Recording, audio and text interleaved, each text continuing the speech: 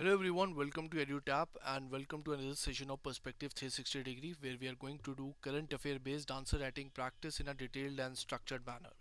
As a part of this session, we are going to discuss this Sustainable Development Report 2025 and our primary concern is going to be there with respect to India. Fine, why India? Because of course India is important for the examination and also India has achieved the rank for the first time in top 100. ठीक है, पहली बार आया India का rank top 100 में which is rank 99th. ठीक है, so India has shown remarkable stride and we are going to talk about it that what are the reasons behind this progress and what are the challenges that are yet to be resolved. So we are going to see all these things as a part of this session, and at the end of this session I'm going to provide you data also, a good amount of data. एक बड़ा सा screenshot दूंगा और page number दूंगा that you can go through, and that is going to be very helpful for you as far as the examination is concerned. Now basically, first and the foremost thing regarding the SDGs, the thing is that you need to memorize the list of this SDGs. ठीक है, आपको पता होना चाहिए कि S D जी 1 क्या है, 2 क्या है, 3 क्या है, 4 क्या है, 5 क्या है, 6 क्या है, 7 क्या है. क्यों? Because these SDGs are related to your syllabus only. So suppose if you are writing any answer, you are writing any introduction, you are writing any conclusion or maybe a body part, over there you can use these SDGs in order to substantiate your argument, in order to add value to your point. Fine. So that is why you need to do that. For example, let us say you are writing an answer with respect to poverty. So आप poverty का conclusion लिख रहे हो तो आप लिख सकते हो कि because of the XYZ initiatives India will be able to achieve its goals or objectives under the S D G one. Fine, तो इस तरह से आप सेंटेंसेस बना सकते हो अपने कंक्लूजन के लिए, या फिर आप उसको बॉडी में यूज कर सकते हो. आप किसी आंसर में पॉवर्टी की बात कर रहे हो तो आप ब्रैकेट में लिख सकते हो as highlighted in S D G one. The same rule applies to different type of areas. ठीक है, इनक्वालिटी की बात कर रहे हो वहाँ लिख सकते हो, क्वालिटी की बात कर रहे हो वहाँ लिख सकते हो. ठीक है, अब हमें पता है कि इंडिया ने पॉवर्टी में थोड़ा अच्छा किया है. ठीक है, चैलेंजेस हैं लेकिन थोड़ा अच्छा किया है हमने, इन इक्वालिटी में थोड़ा अच्छा किया है. तो अगर हम कहीं इन इक्वालिटी की बात करें तो वहां पर इंडिया की तारीफ कर सकते हैं with respect to S D G that India has shown remarkable improvement with respect to S D G 10 by reducing inequality. Fine. So all these things basically you can keep into consideration, and that's why I'm suggesting you to memorize this SDG. ज़्यादा मेहनत नहीं लगेगी, ज़्यादा से ज़्यादा इसका print out निकाल लेना इस पेज का, और जहाँ पर आप पढ़ते हो स्टडी टेबल के सामने वॉल पे पेस्ट कर देना. And when ever you will see it multiple times, eventually you will be able to remember it. ठीक है, और अगर सभी नहीं याद रखना चाहते तो मोस्ट इंपॉर्टेंट रख लेना जो आपको लगता है कि आप आंसर्स में यूज कर सकते हो, तो वो भी काफ़ी होगा. But try to make effort with respect to that. Now moving on to the expected question. Discuss India's progress and challenges in achieving the SDGs as per the SDG report 2025. The question is of 400 words, a 10 marker question. Fine, and I hope those of you are joining it for the first time, you have to write your answer in the comment box within 48 hours of this video, and it will be evaluated by our team. Fine. Now moving on to the answer to this question, firstly let us talk about the introduction. So we can talk about SDGs that they are established by United Nations in 2015 to address global challenges including poverty, inequality, climate change and environmental degradation. आप चाहो तो SDG report के बारे में भी लिख सकते हो कि SDG report so and so organisation release करती है and so and so is the objective. Fine, you can talk about that thing also, and in this manner you can write your original or authentic version of introduction. Then you can talk about, of course, India's rank, which is 99th in 2025 SDG index. Then you can write a connecting line then that yes, we are witnessing notable improvements, and there are certain challenges that are far from being achieved, that are yet to be achieved. Fine. So that is something you can write as a part of the introduction. Moving on to the body part 1, that is the progress in achieving SDGs, and here we have the first SDG, which is SDG 9, which is regarding industry, innovation and infrastructure. So if you see this table over here, fine, this table I have taken from this SDG report only. इसका पूरा screenshot मैं आपको session के and में दूंगा, तो यहाँ पर मैं छोटे छोटे सेगमेंट्स में डाल रहा हूँ based on the point that I am discussing. So you can see it over here कि अगर हम पॉपुलेशन यूजिंग द इंटरनेट की बात करें तो you can see that it is 66% in case of India. If we talk about mobile broadband subscription per 100 population, it is 93.2. और आप देखो तो majority of the indicators यहाँ पर पॉजिटिव ही हैं. ठीक है, और पॉजिटिव ग्रोथ शो हो रही है. बस ये दो तीन है जहाँ पर कुछ चैलेंजेस हैं और हमें काम करने की ज़रूरत है. ठीक है, बट आपको ज़्यादा से ज़्यादा एक दो पॉइंट याद रखने हैं. for your memorization so that you can substantiate this argument in case you're using this point as a part of any of your answers. So that is something that India is doing. Apart from that, you can write the name of the schemes also. ठीक है, अलग अलग तरह की schemes है जो government ने launch की है, because of which we have been able to achieve this SDG 9. For example, प्रधानमंत्री सहज बिजली हर घर योजना, which is सौभाग्य scheme, fine, for the electrification. Then we have Digital India initiative also. So because of these initiatives, we have been able to come closer to the achievement of SDG 9 goal. Now the point number 2, which is regarding SDG 3, which is good health and well-being. तो health and wellbeing में भी अच्छा किया है, क्योंकि हमारे पास बहुत ही अच्छे इनिशिएटिव्स हैं, जैसे कि national insurance coverage scheme, which is Ayushman Bharat. We have national health mission also.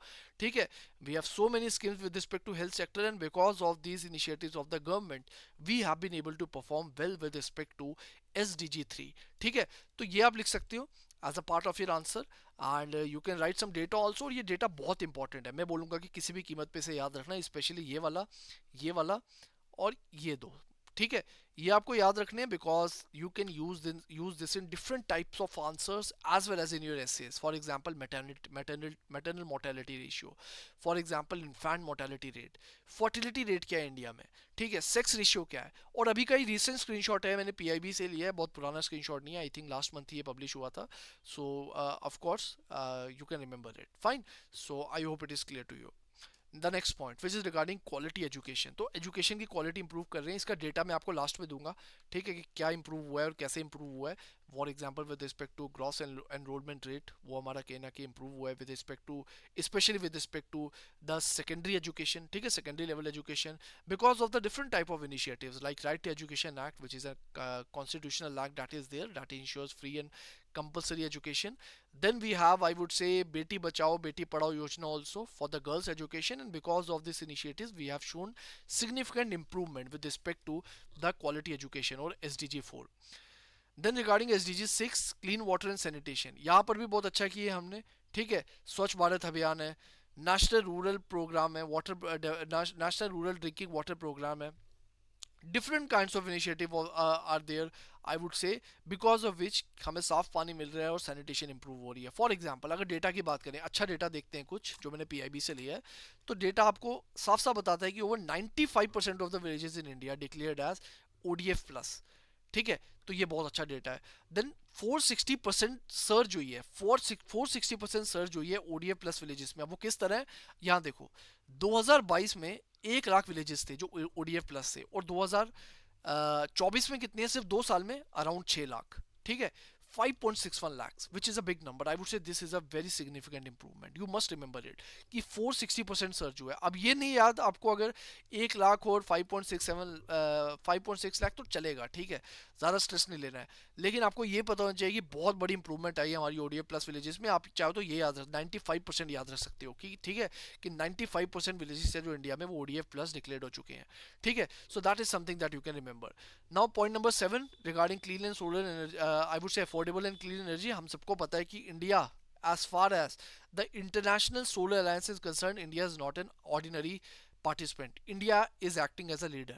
India is leading different countries so that basically they can contribute maximum towards harnessing the maximum potential of the solar energy as a part of the economic development. So this is very important role of with respect to India, and very important contribution of India, and that has led us closer to achievement of this SDG 7 goal. ठीक है, हमने बहुत अच्छी improvement दिखाई है इसमें, and I hope it is clear to you.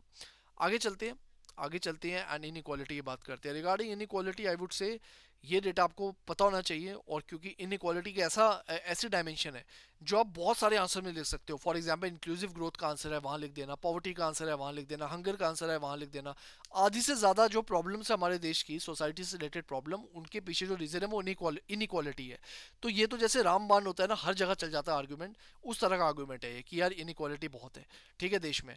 लेकिन India ने कहीं ना कहीं उसमें इंप्रूवमेंट दिखाई है अभी, और हालांकि और इंप्रूवमेंट की जरूरत भी है. 4th रैंक है हमारा with respect to income inequality, मतलब फर्स्ट तक जाना है हमें, टारगेट तो हमारा फर्स्ट तक जाने का है, लेकिन पहले से हम काफ़ी ज़्यादा इंप्रूव हो चुके हैं. जो हमारा एक्सट्रीम पॉवर्टी रेट है वो 2.3% हो चुका है. ठीक है, ड्रॉप हुई है 2.3% पे extreme poverty, which is a good sign and this is given by World bank.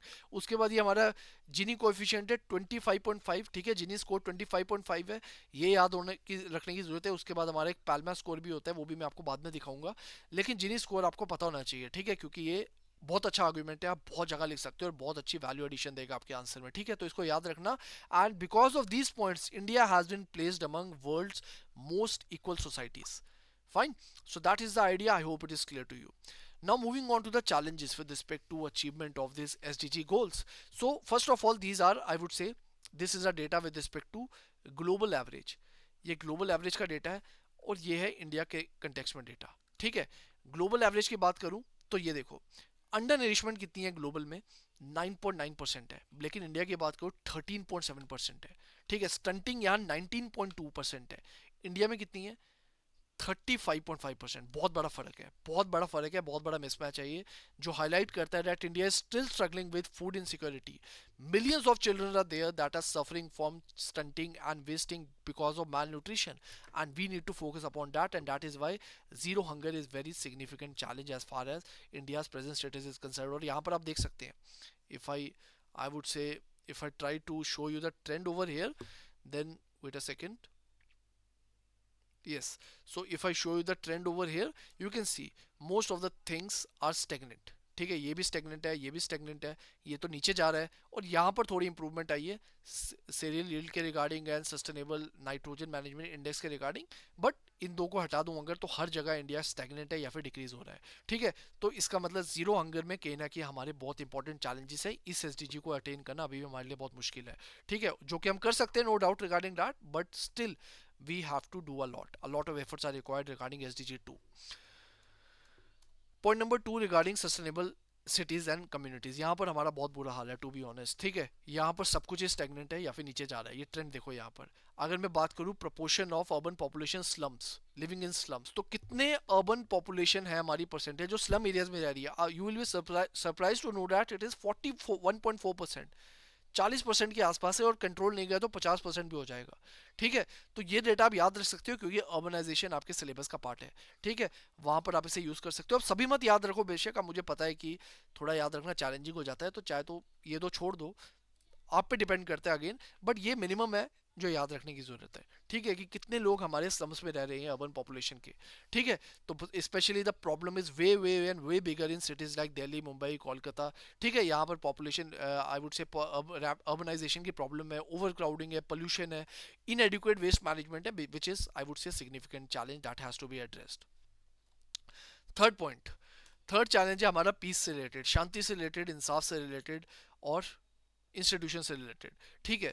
तो यहाँ पर भी हम स्ट्रगल कर रहे हैं, ठीक है, कहीं ना कहीं बहुत आई वुड से एक ही एरिया है जहाँ पर हमने अच्छा परफॉर्म किया, बाकी हर जगह थोड़ी सी इंप्रूवमेंट हुई है, और ये देखो हर जगह डाउनवर्ड ट्रेंड है या फिर स्टैग्नेंट है, ठीक है। तो यहाँ पर आपको डेटा याद रखने की जरूरत नहीं है क्योंकि ये एक ऐसा एरिया है जो आपके एग्जाम से ज़्यादा ओवरलैप नहीं होता, ठीक है, does not overlap with your examination, but the thing is that if you still want to remember something, ठीक है, कुछ मिनिमम याद रखना चाहते हो, तो एक ये याद रख लो, और एक ये, सॉरी ये नहीं, ये press freedom index and corruption perception index, यहाँ पर आपको ये वाला नहीं याद रखना है, ठीक है, कि ये तो आपको बस एक रेटिंग दी हुई है कि 0 से 100 में इंडिया कहाँ लाइक करता है, आपको इंडिया का रैंक याद रखना है। If I am able to recall correctly, India's rank in case of corruption perception index is 89th, ठीक है, वेरीफाई कर लेने एक बार गूगल से, मैंने बहुत पहले पढ़ा था, लेकिन प्रेस फ्रीडम इंडेक्स का भी एक बार देख लेना रैंक, ये मुझे याद नहीं है, बट ये भी कुछ, ये तो बहुत ही बुरा है, ठीक है, पता ही होगा आप लोगों को। तो the thing is that you can remember this ranking, apart from that you don't have to remember this big and long list of data, ठीक है, otherwise it will be a big burden for you. Now coming to the conclusion, ठीक है, अभी video and मत करना, last तक देखना, because मैं डेटा भी देने वाला हूँ और पेज नंबर भी बताऊंगा, तो वहां तक देख कर जाना, and it is going to be helpful for you.